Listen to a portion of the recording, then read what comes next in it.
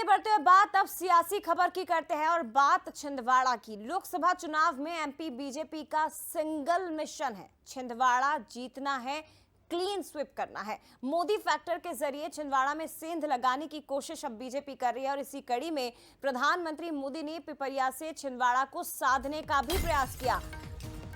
पिपरिया से लगता है छिंदवाड़ा का एक बड़ा इलाका और यहां मंच से पीएम मोदी ने पिपरिया से छिंदवाड़ा को साधने का प्रयास किया। मंच पर छिंदवाड़ा उम्मीदवार को खास अहमियत दी गई है, खास तवज्जो दी गई। ये तस्वीरें आप कल की देख रहे हैं। होशंगाबाद की पिपरिया में प्रधानमंत्री नरेंद्र मोदी ने कल एक जनसभा को संबोधित किया, लेकिन आप देखिए पीछे जो पोस्टर लगा था उसमें विवेक बंटी साहू का भी फोटो लगा हुआ था। मंच पर विवेक बंटी साहू मौजूद थे। तब हर कोई हैरान था कि आखिर क्या वजह है कि नर्मदापुरम मध्य में प्रधानमंत्री की सभा है लेकिन महाकौशल के प्रत्याशी को यहां पर लाके खड़ा किया गया। तो उसके पीछे की वजह यही है, साधने की कोशिश, साधने का प्रयास। और इसी के साथ ये भी आपको बता दें कि कल केंद्रीय गृह मंत्री अमित शाह का भी छिंदवाड़ा दौरा रहेगा।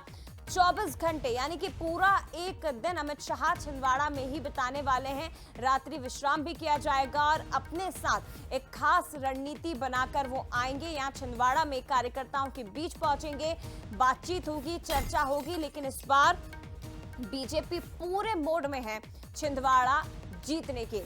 ये बड़ी खबर है।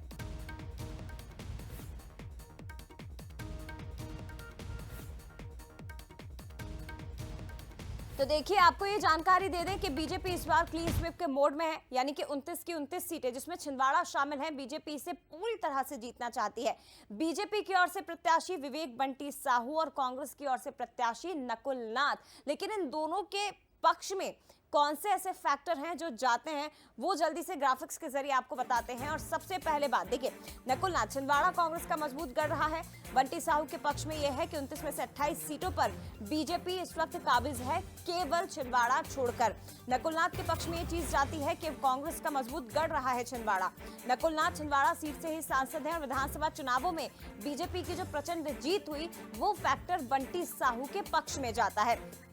इसके साथ ही छिंदवाड़ा के रण में दोनों प्रत्याशी, 2019 में मोदी लहर के बावजूद कांग्रेस छिंदवाड़ा जीत गई थी। 230 में से 163 सीटें बीजेपी ने विधानसभा चुनाव में हासिल की। ये फैक्टर बंटी साहू के पक्ष में जाता है और उनकी पार्टी को उनको और मजबूत बनाता है।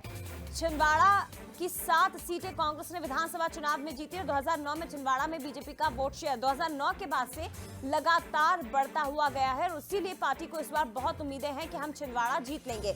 छिंदवाड़ा में 9 बार लोकसभा का चुनाव कमलनाथ जीत चुके हैं। इधर बंटी साहू विधानसभा चुनाव में कमलनाथ को कड़ी टक्कर 2018 में वो दे चुके हैं और उसके बाद हमने आगे भी वही देखा, नतीजे काफी आसपास के ही रहे थे। तो ये वो फैक्टर है जो कि विवेक बंटी साहू के पक्ष में जाते हैं। और नकुल नाथ यानी कि कांग्रेस को छिंदवाड़ा में क्या मजबूत बनाता है वो फैक्टर भी हमने आपको बता दिए हैं। हमारे साथ इस वक्त एग्जीक्यूटिव एडिटर शैलन सिंह राजपूत जी जुड़ गए हैं। शैलन जी, छिंदवाड़ा का जो रण है वो अब साख का सवाल ना केवल बीजेपी के लिए है बल्कि कांग्रेस के लिए भी है। बीजेपी 2014-2019 में जो नहीं कर पाई उस सपने को 2024 में पूरा करना चाहती है और कांग्रेस की ये कोशिश है कि भले विधानसभा चुनाव हम हार गए, भले बीजेपी के दिग्गज छिंदवाड़ा में लगातार डेरा जमाए हुए हैं, लेकिन छिंदवाड़ा तो हमें जीतना ही है। और वो हर मंच से हम कमलनाथ के बयानों में देख रहे हैं एक टक्कर की लड़ाई और कड़ी टक्कर। यहां पर हमें इस बार शायद सबसे ज्यादा पूरे लोकसभा सीटों में केवल छिंदवाड़ा पर दिखाई देने वाली है। यह देखिए, अब आखिरी 3 दिन बचे हैं प्रथम चरण के चुनाव प्रचार के लिए और जाहिर है कि छिंदवाड़ा ही सबसे ज्यादा हॉट सीट है और कम से कम मध्य प्रदेश में छिंदवाड़ा पर ही पूरा फोकस होगा बीजेपी का आखिरी 3 दिन। हालांकि ये कयास लगाए जा रहे थे कि प्रधानमंत्री मोदी और अमित शाह छिंदवाड़ा में रैलियां या सभा करेंगे, लेकिन आखिरी में जाके अमित शाह का प्रोग्राम वहां पर तय हुआ। तो इससे कांग्रेस ने एक बात वहां पर फैलानी भी शुरू की थी कि मोदी और अमित शाह वहां जाते हैं जहां जीतने की संभावना हो। तो इसके बाद जब ये वहां चले अमित शाह का आनंद फानंद में मुझे लगता है कि वो प्रोग्राम बनाया गया और अच्छा खासा प्रोग्राम है, पूरे एक दिन का है, रात्रि विश्राम भी करेंगे। ये भी बड़ी खबर है कि अगर अमित शाह रात्रि विश्राम करते हैं तो रणनीति के तहत बीजेपी की, जिसको काफी अहम माना जा सकता है, हालांकि वो शायद सिर्फ विश्राम करें ऐसा भी हो सकता है, लेकिन जो चर्चाएं होती है सियासी गलियारों में वो काफी असर डालती है और उससे माहौल भी बदलता है। तो अमित शाह का रात्रि विश्राम ये एक बड़ी खबर हो सकती है।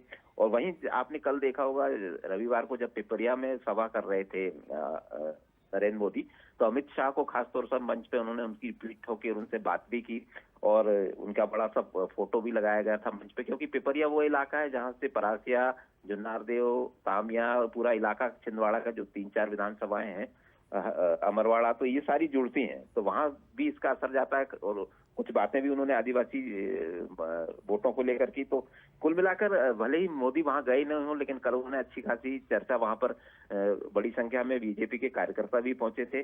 और दूसरा अमित शाह का 16 तारीख का दौरा, तो ये दोनों मिला के कुल मिला के ये बीजेपी जताना चाहती है कि अमित शाह और नरेंद्र मोदी दोनों के फोकस पर छिंदवाड़ा है, और ये मैसेज के साथ कार्यकर्ताओं में भी उत्साह बढ़ाना चाहती है और कांग्रेस को भी एक मैसेज देना चाहती है।